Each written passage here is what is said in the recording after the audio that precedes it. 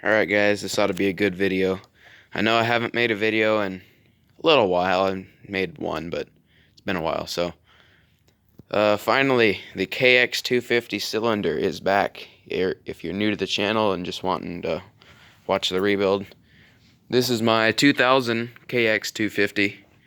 It's a two-stroke. Back when Kawasaki's used to still make those. I think they still do, but only 85s and 100s.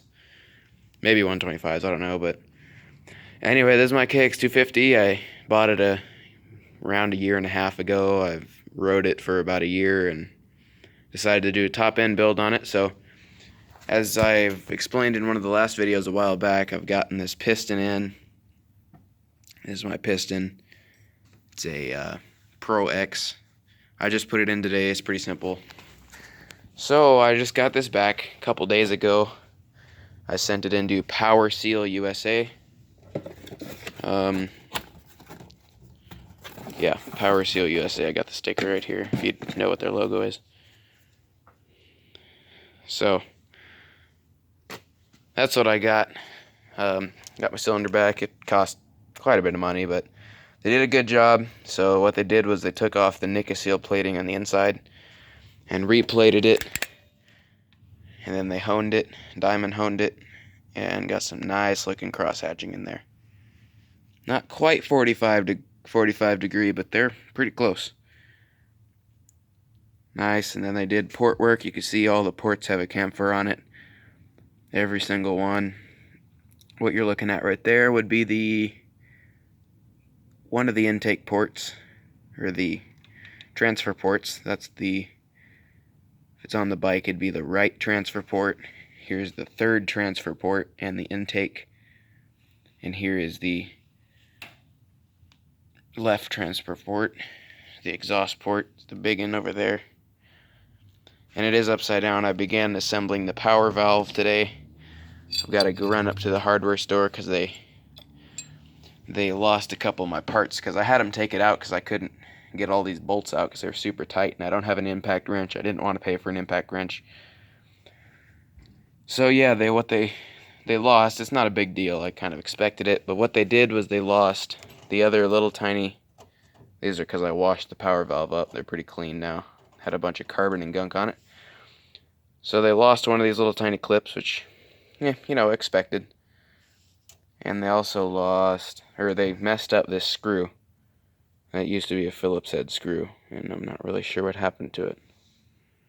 It's pretty hard to see what's actually happened to it, but it used to be a Phillips screw, and there's a bunch of metal on the inside of it, and it's all busted. And these factory screws like this tend to go strip out anyway, so I'm gonna go ahead and get a nice one of those, stainless steel or galvanized, probably stainless. So yeah, I just need one of these little clips here and a bolt. And other than that, everything is still here. All of these O-rings on these are actually still in good condition. I'm pretty surprised. That one's good. This one's a little bit loose, but it's still good. And little seal. So yeah, everything's still in good condition. They did something to the outside of it. I think maybe they painted it or sandblasted it or something. But it used to be a lot darker, and now it's just fresh. Yeah. So I started assembling the power valve. I've got the flapper in here. Got the little flapper valve in here. A little sticky, but it'll work. It'll loosen up eventually. Just got a couple ones in there. Now all I have to do is assemble the sub-exhaust ports, which are right there. Also part of the power valve. This is probably, like I said in one of my earlier videos, I'm pretty sure this is probably the most complex power valve that Kawasaki has ever made. It's probably why this is the most powerful engine on any of their Kx250s that they've ever made, or that they used to make anyway. The 99 through 02 Kx250s made 37 horsepower stock. And horses don't live that long, so I'm sure mine doesn't quite make that, so it probably makes 25, maybe a little more, 30, I don't know.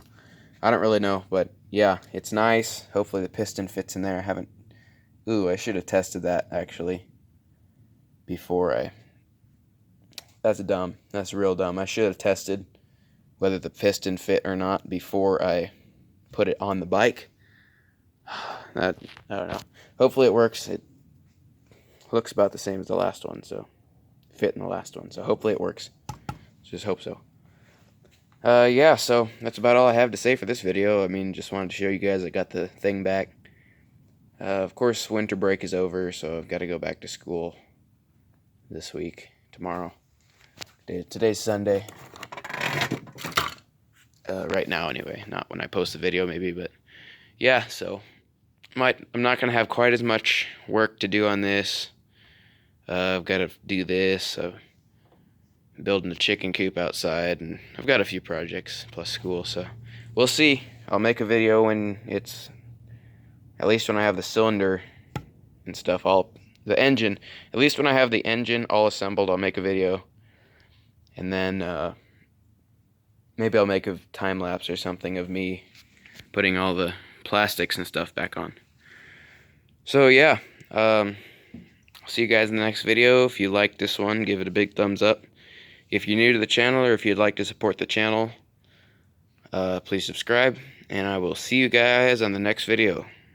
Have a great day.